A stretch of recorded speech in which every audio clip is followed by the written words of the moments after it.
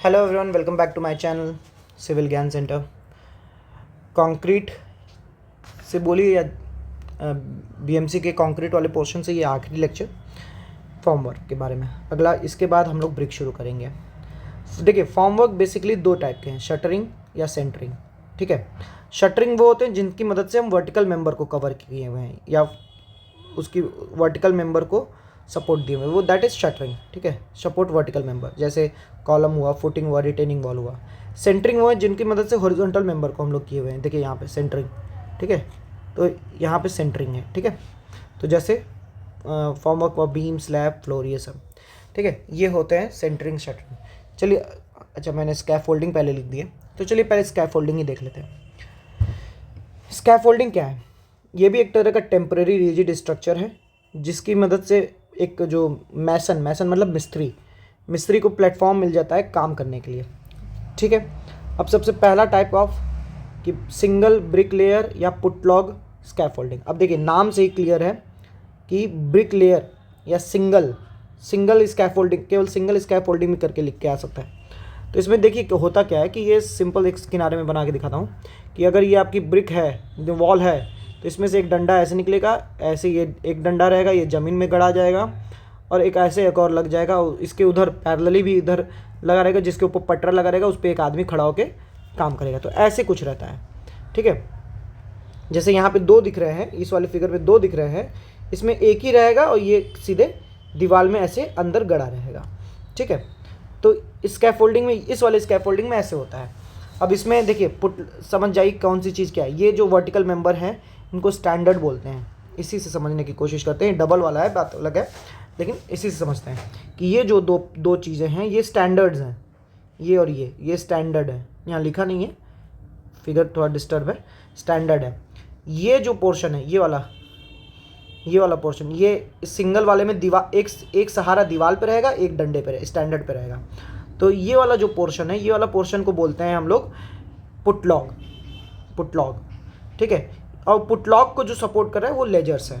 ठीक है, ये तो ड्रैकर्स यहाँ पे दिखा रहा हूँ जिसमें डबल स्कैफोल्डिंग में जो दीवार पे सहारा नहीं लिया है, वो ज़मीन से सहारा लेके बना है। ठीक है, तो सिंगल वाला सीधे दीवार में गड़ा रहता है। अगर आप इस फोटो में देख पा रहे हो तो ये देखिए सिंगल वाला होल में सीधे ये अंदर गया है और दीवार से क्या कहते हैं मदद लिया, और इस पर एक पटरा लगा दिए हैं, उस पर हमारा मिस्त्री खड़ा है। ठीक है, तो सिंपल सा अब ऐसे ही करके है।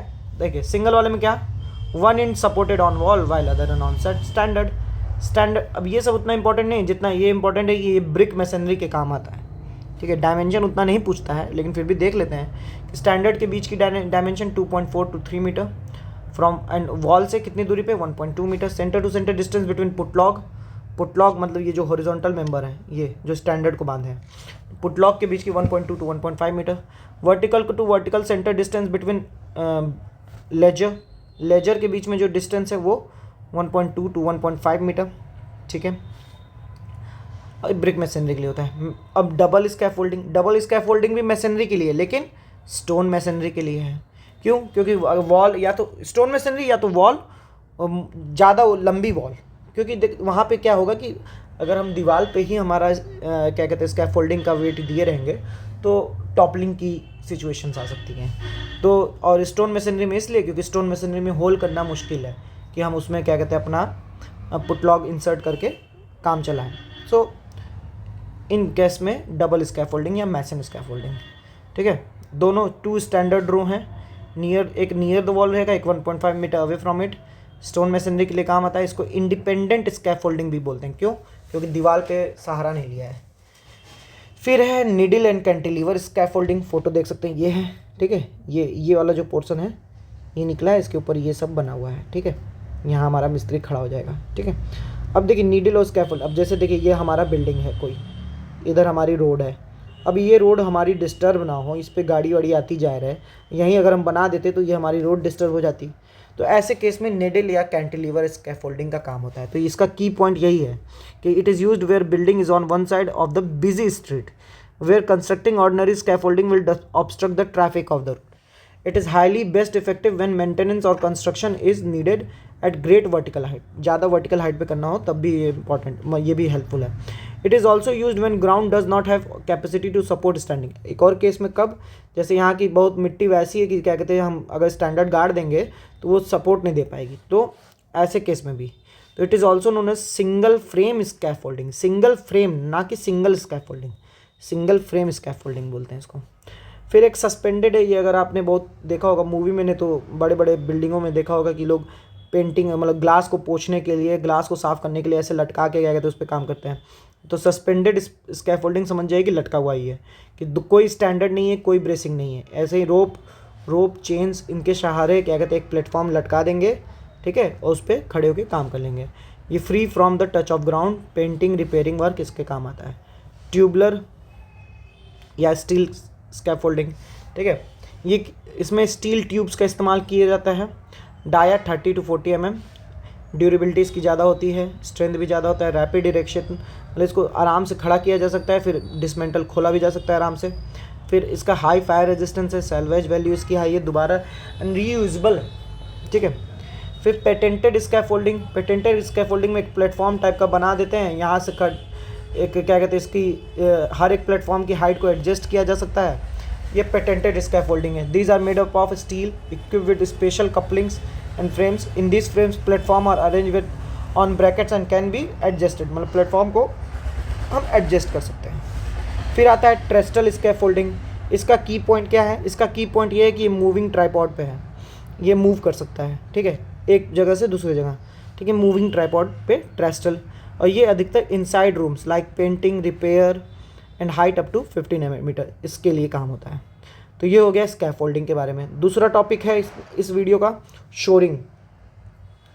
शोरिंग क्या होता है कि जब कोई काम कर रहे हैं, जैसे मान लीजिए हम लिंटल ही डालना है, तो ऊपर की जो वॉल है वो अनसेफ हो गई, तो उसको सपोर्ट देने के लिए, या कोई भी वॉल को सपोर्ट देने के लिए, या किसी भी स्ट्रक्चर को सपोर्ट देने के लिए, अनसेफ स्ट्रक्चर को, जो टेम्परेरी स्ट्रक्चर यूज़ होता है उसको हम शोरिंग कहते हैं। It is a temporary structure to support an unsafe structure like wall cracks, bulge out wall, opening on newly made, timbering of trench, change in room dimension etcetera. तब देखिए 3 तरह के, रैकिंग शोर, फ्लाइंग और horizontal शोर, dead या vertical शोर। तो देखिए जैसे फोटो में ही देख लेते हैं, ये कोई वॉल है, ये वॉल है, अब इसके साइड का हम कुछ काम कर रहे हैं, या हमें लग रहा है कि ये वॉल इधर की ओर टॉपल कर जाएगी, तो इधर एक रैकिंग शोर दिया गया, इसकी मदद से इसको सपोर्ट दिया गया, ग्राउंड में लगा के किसी भी मटेरियल की मदद से या पटरे की वजह से मदद से, यहाँ पे 3 पटरे इनको सपोर्ट दे रहे हैं, तो इनको रैकिंग शोर बोलते हैं। ये लेटरल डायरेक्शन में सपोर्ट देता है कि हमारी वॉल लेटरल डायरेक्शन में मूवमेंट ना करें। दूसरा है फ्लाइंग शोर। मान लेते हैं ये 2 डिफरेंट बिल्डिंग हैं, ठीक है, अब यहाँ या 2 डिफरेंट वॉल्स हैं, उनके बीच में काम हो रहा है या उनके इधर उधर काम हो रहा है, तो ये फ्लाइंग शोर्स लगाएं, ये ग्राउंड पे टच नहीं रहते हैं, ये फ्लाइंग शोर्स लगे हैं, वो क्या कहते हैं, इनको सपोर्ट दे रहे हैं टू डू नॉट टॉपल। तो ये सपोर्ट्स पार्टीशन वॉल को बिटवीन 2 बिल्डिंग्स। सिंगल फ्लाइंग शोर 8 से 10 मीटर की डिस्टेंस के लिए, इनका इंक्लिनेशन जो होता है 45 डिग्री होता है। डेड या वर्टिकल शोर, ये बहुत कॉमन आप लोगों ने देखा भी होगा। जैसे मान लेते हैं ये ओपनिंग हम कर रहे हैं, या ओपनिंग थी, यहाँ पे लिंटल था, लिंटल हटा रहे हैं, दूसरा लिंटल बनाएंगे, तो वहाँ पे एक टिम्बर या एक क्या कहते हैं, किसी स्ट्रक्चर को, किसी बांस के लकड़ी को हम लोग इसको सपोर्ट करने के लिए लगा देंगे, पिलर टाइप का। तो provided in opening to the support of floor, wall, roof etcetera, ठीक है, तो ये डेड शोर हो गया। फिर देखिए एक एक्स्ट्रा पॉइंट क्या लिखा है, the wall that are supported and restraint again lateral deflection along 1 to 4 side, मतलब चारों साइड से, उनको ब्रेस्ड वॉल कहते हैं। ब्रेस्ड वॉल मतलब चारों साइड से उसको सपोर्ट किया गया है लेटरली डायरेक्शन में। फिर अंडर पिनिंग क्या है, फिर कुछ चीज़ें और, फिर ये आज का वीडियो खत्म हो जाएगा। अंडर पिनिंग में ये समझिए कि हमें, ये हमारा प्लिंथ लेवल था, अब इसके नीचे किसी स्ट्रक्चर की मदद से इसको उठा दें, और फिर हम अपने नीचे के फाउंडेशन को, जो भी हमें करना है, या फाउंडेशन बढ़ाना है, या जो भी करना है, रिपेयर करना है, जो भी करना है, वो प्रोसेस को अंडर पिनिंग कहते हैं। The process of placing new foundation, नया फाउंडेशन देना, with an existing one two strengthening the existing foundation is called under pinning, ठीक है। The arrangement of supports provided underneath the existing structure without disturbing its stability is called under pinning. मतलब एक जो provided structure है उसमें हम क्या कहते हैं, सपोर्ट्स को अरेंज कर रहे हैं विदाउट डिस्टर्बिंग इट्स स्टेबिलिटी। फिर cavity wall heat insulation, sound insulation and prevention of dampness के लिए होता है, ठीक है। दो वॉल्स के बीच में थोड़ी सी गैप दे दी जाती है, parallel walls. In order to check dampness, कभी कभी ऐसे भी पूछ देता है, in order to check dampness a narrow parallel wall is constructed parallel to the external wall is called cavity wall. अब फॉर्मवर्क का जो कॉस्ट होता है 20 से 25% कॉस्ट ऑफ स्ट्रक्चर होता है। अब ये टेबल बहुत इंपॉर्टेंट है, ये अगला टेबल ये बहुत पूछता है। सबसे पहले कि फॉर्मवर्क जो भी है, क्योंकि पटरे वटरे की मदद से लगाए रहते हैं, उनको हटाएंगे कब, ठीक है। तो अब देखिए, वर्टिकल फॉर्मवर्क टू कॉलम या बीम या वॉल जो भी है, इनमें जो वर्टिकल फॉर्मवर्क है उनको सबसे पहले हटाया जाता है, 16 से 24 घंटे के बीच में हटा देते हैं। फिर सॉफिट क्या होता है? सॉफिट होता है नीचे वाला, हॉरिजॉन्टल वाला, ठीक है, हॉरिजॉन्टल वाला, हॉरिजॉन्टल फॉर्मवर्क टू स्लैब को जो दिया गया है वो कब। अब फिर स्लैब प्रॉप्स जो है, अब देखिए थोड़ा समझते हैं कि प्रॉप्स क्या है, सॉफिट क्या है, ये क्या है। पेन ले लेता हूँ मैं, यहाँ बना देता हूँ।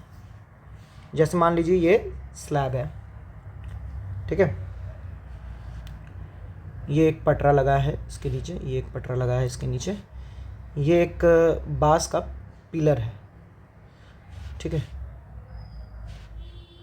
यहाँ पे भी लगा दे रहा हूँ।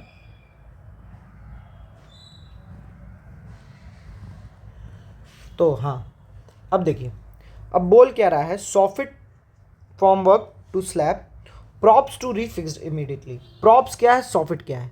अब यहाँ पे ये जो हैं ये प्रॉप्स का काम कर रहे हैं, ठीक है, मतलब इनको, इन पटरों को वापस से लगा देंगे, बस ये हटाने की बात हो रही है, ये सॉफिट्स, ठीक है, सॉफिट्स हटाने की बात हो रही है, प्रॉप्स वापस लगा देंगे। तो प्रॉप्स जब वापस लगा देंगे तो ये कितने दिन में हो रहा है, सॉफिट को हटा रहे हैं हम लोग 3 दिन में, सॉफिट को हटा रहे हैं 3 दिन में, स्लैब के लिए, बीम के लिए 7 दिन में। लेकिन कब, जब प्रॉप्स दोबारा लगा देना है, प्रॉप्स दोबारा लगा देना है। प्रॉप्स को कब हटाएंगे, प्रॉप्स के लिए अब आ जाता है कि हमारा स्लैब कितने मीटर का है। अगर 4.5 मीटर तक का है तो 7 दिन, 4.5 मीटर से ज़्यादा का है तो 14 दिन। बीम्स के लिए या आर्चेस के लिए स्पैन 6 मीटर का है, अप टू 6 मीटर है तो 14 दिन, 6 से ज़्यादा है तो 21 दिन। सो दिस इज़ अबाउट फॉर्मवर्क। कुछ चीज़ें कि ये सारी जो स्पेसिफिकेशन है वो ओपीसी के लिए हैं। टेम्परेचर एम्बिएंट होना चाहिए, मतलब स्टैंडर्ड केस के लिए है 15 डिग्री सेल्सियस, और बाकायदा क्वेरिंग होनी चाहिए, आई थिंक क्योरिंग होना चाहिए, यहाँ क्वेरिंग लिख दिया मैंने, बाकायदा क्योरिंग होनी चाहिए, एडिक्वेट क्योरिंग, ठीक है। सो ये है, ये भी देख लीजिएगा, स्क्रीनशॉट ले लीजिएगा, टाइप ऑफ कंस्ट्रक्शन और उनके मिनिमम ग्रेड्स, ठीक है। इसका ये इंपॉर्टेंट बहुत है, ये क्वेश्चन में बिहार वाले में भी आया था। In post tension pre stress concrete and pre tension, post tension में M30 होता है, प्री में M40 होता है, ठीक है। In sea water M30 for RCC, M22 for PCC, water tank M30, RCC M20, plain cement concrete M15, lean cement concrete M5 है, M7। So this is all about concrete. आज का lecture में ये concrete ख़त्म। अब अगले lecture से हमारा ब्रिक शुरू है, तो ब्रिक पढ़ेंगे हम लोग अगले लेक्चर में, type of brick and all, ठीक है। मिलते हैं आपसे अगले लेक्चर में। आपको हमारा वीडियो पसंद आ रहा हो तो चैनल को सब्सक्राइब कीजिए, अपने दोस्तों के साथ बांटिए। कई सारे एग्ज़ाम्स अभी रनिंग में हैं, सबने अपने SSC के मार्क्स तो जोड़ ही लिए होंगे, तो होप खोना नहीं है और बहुत ज़्यादा होपफुल होना नहीं है, होपफुल होना है, ओवर कॉन्फिडेंट नहीं होना है। तो लगे रहिए पढ़ाई में। चलिए मिलते हैं आपसे अगले वीडियो में, धन्यवाद।